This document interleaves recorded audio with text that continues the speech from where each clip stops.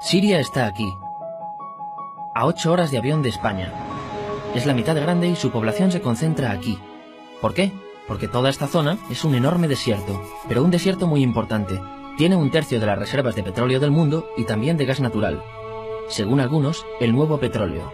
Para sacarlo de aquí y llevarlo a Europa, hay que rodear toda esta península y salir por el canal de Suez. Como te puedes imaginar, aquí te cobran. Pero hay otra manera más fácil, la línea recta. El que controle estas tuberías las puede abrir y cerrar, como un grifo. Si no pagas, no hay petróleo, ni gas. Esta región es increíble. La civilización en el planeta empieza en 3 sitios y este es uno de ellos. Mesopotamia, aquí. Sumer, que te sonará menos, pero es donde empieza todo, aquí también. ¿Recuerdas la Torre de Babel de la Biblia? La hicieron estos tíos. Egipto, aquí. Siempre ha sido un punto de contacto entre Oriente y Occidente, dando a Asia salida al Mediterráneo. Quizá por eso aquí nacen las principales religiones monoteístas, el judaísmo, el cristianismo y el islam. El islam es el último que llega y de hecho acoge a las 2 anteriores. Adán, Noé, Moisés, Jesucristo son considerados profetas islámicos. Bueno, al grano. Como la zona es brutal, todos han querido controlarla y siempre ha estado dentro de algún imperio. Los persas, los griegos, los romanos. El imperio romano termina partiéndose en 2 y finalmente solo sobrevive esto. Ahora es cuando la última religión monoteísta, el Islam, construye su propio imperio. ¿Te acuerdas de las cruzadas? Bueno, pues son los europeos cristianos intentando recuperar esta zona de la que estamos hablando. Los últimos en llegar son los turcos, que ojo, no vienen de Turquía, sino de muy lejos en Asia, junto con Gengis Khan. Lo conquistan todo y fundan el Imperio Otomano. El Imperio Otomano se queda ahí hasta la Primera Guerra Mundial. 600 años. Cuando acaba la Primera Guerra Mundial, aparecen pequeños países donde antes estaba el Imperio Otomano. Y por primera vez vemos a Siria en un mapa. Hasta ahora la habíamos dibujado para no perdernos. ¿Y quién se inventa estos países? Bueno, lo que te voy a contar es alto secreto. O lo era en 1916. Este súper secreto se llama Acuerdo de Sykes-Picot. Los franceses y los ingleses no podían derrotar solos al Imperio Otomano. Solo podían si les apoyaba la gente que vivía dentro. En su mayoría árabes. ¿Cómo se los ganaron? Pues les prometieron la Gran Arabia, un país solo para ellos. El único problema es que era un timo. Antes de seguir, recuerda una cosa. Los árabes son un pueblo, pero no una religión. O sea, un árabe puede ser musulmán, puede ser cristiano, y antes del Islam parece que hubo tribus árabes con tradiciones judías. Bueno, pues a los árabes no les dieron ese único país que les habían prometido. En su lugar, franceses y británicos crearon muchos países pequeños. Estos países, obviamente, no eran países de verdad, sino zonas bajo su control, con gobernantes puestos por ellos. Durante este tiempo hacen lo que quieren con la zona. Recuerda que hay petróleo. Siria, aunque no tiene grandes reservas, tiene fácil salida al mar. Y Francia, que es la que se ha quedado con Siria, se lo da a compañías extranjeras. Después de la Segunda Guerra Mundial, los europeos se van. En el caso de Siria, son echados a patadas. Pero antes de irse, crean otro estado, Israel. No es el momento de hablar de ello, pero es un estado muy polémico que sus vecinos no reconocen. La prueba es que nada más irse los británicos, todos estos estados lo atacan. La zona, a partir de ahora, va a ser una bomba de relojería. Y mientras, ¿qué pasa en Siria? Bueno, pues no es muy estable. Tiene golpes de estado constantes. En esa época, aparece en Siria una ideología que se hace con el control y se expande por el mundo árabe, el Ba'ath.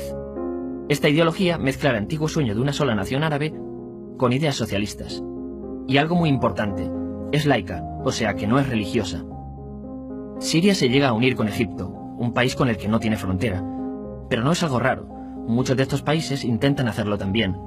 Como recordarás, a esta gente se le había prometido un solo país y las ganas las seguían teniendo. Pero la unión falla. En este tiempo, Egipto les convence para nacionalizar el petróleo. En Siria, Al-Assad, el padre del Assad de ahora, se convierte en jefe del estado Ba'ath. En Irak, también Ba'ath, comienza a ganar fuerza Saddam Hussein. Las diferencias entre ambos países dividen a los partidos Ba'ath de otros países en pro-Siria o pro-Irak. Ahora ocurre la Guerra Fría. El mundo se divide en 2. O eres de Estados Unidos o de la Unión Soviética. Son años muy movidos en los que se pegan constantemente con Israel, invaden su vecino Líbano y comienza una oposición islamista al régimen Ba'ath de Assad. Los hermanos musulmanes. Vale, volvamos atrás un momento. Recuerdas que la mayoría de árabes eran musulmanes, ¿verdad? Bueno, pues dentro de los musulmanes hay 2 ramas fundamentales. Suníes, la mayoría, y chiíes.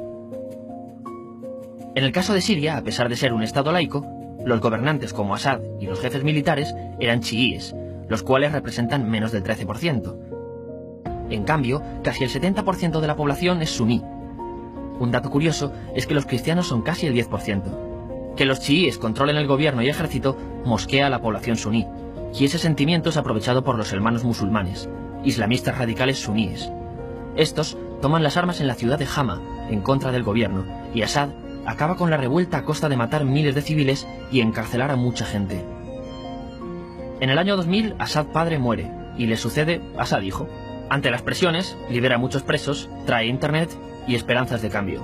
Hay un periodo de gran debate político y aparece la oposición. También vuelven los hermanos musulmanes. Los siguientes años son difíciles. Arrestan a la oposición. Y Bush incluye Siria en el eje del mal, y esto la aísla. Está mal visto negociar con Siria.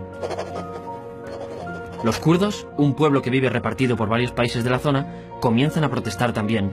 Hay represión y muertos. En 2011, te sonará esto, ocurre la Primavera Árabe. ¿Qué es esto? Bueno, es una protesta que se va propagando por todos los países árabes pidiendo más democracia. Como ves, el mundo árabe, a pesar de estar dividido en países, tiene tendencias generales. Cuando llega a Siria, Assad hijo termina usando el ejército y en los enfrentamientos mueren unas 1000 personas. Los enfrentamientos irán escalando hasta que se conviertan en guerra civil. No hay un momento exacto de inicio. Lo importante es que hoy en día hay numerosas facciones en juego. Vamos a verlas. Pero primero piensa en que todo está dividido entre chiíes, la minoría, y suníes, la mayoría. Chiíes, y además laicos, o sea, no religiosos, son el gobierno de Al-Assad. Controla todo esto, que si recuerdas son básicamente las zonas chiíes del país, y está enfrentado al resto. También mayoritariamente laico, pero suní, es el Ejército Libre de Siria, o FSA en inglés, junto con el Frente Islámico, que es religioso, y otros 70 y pico grupos más, forma una coalición que la prensa llama simplemente la oposición.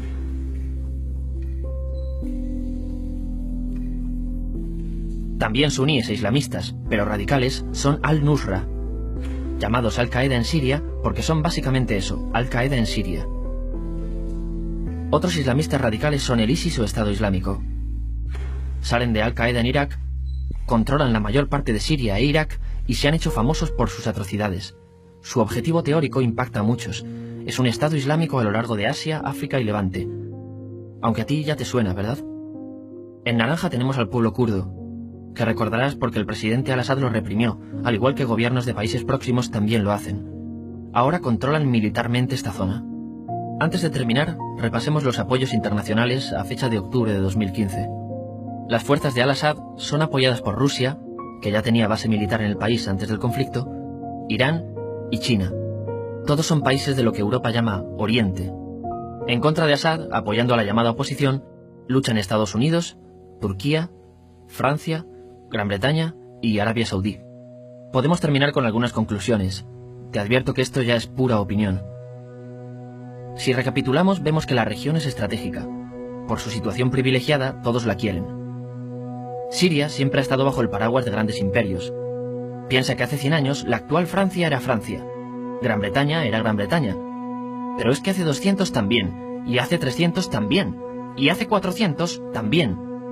En cambio, Siria solo es Siria desde hace menos de 100 años, y solo se gobierna a sí misma desde hace poco más de 50. Además, jamás decidieron sus fronteras, se las impusieron. Europa dividió Oriente Medio a su antojo para controlarlo, diseñando países sin tener en cuenta su población. Muchos historiadores dicen que todo pueblo tiene la necesidad de manejar su propio destino, pero estos ingredientes que hemos visto juegan en contra de proyectos como la Siria Ba'ath, que encima usa la represión para mantenerse. En última instancia, lo que producen es una guerra civil. En este contexto no es extraño que aparezcan actores que se alimenten de la desesperación, el sentimiento suní de opresión y la visión de Occidente como invasor. ISIS usa la identidad árabe y la mitología de antiguos imperios. Cuando quieras entender el presente, pregúntate, ¿y el pasado?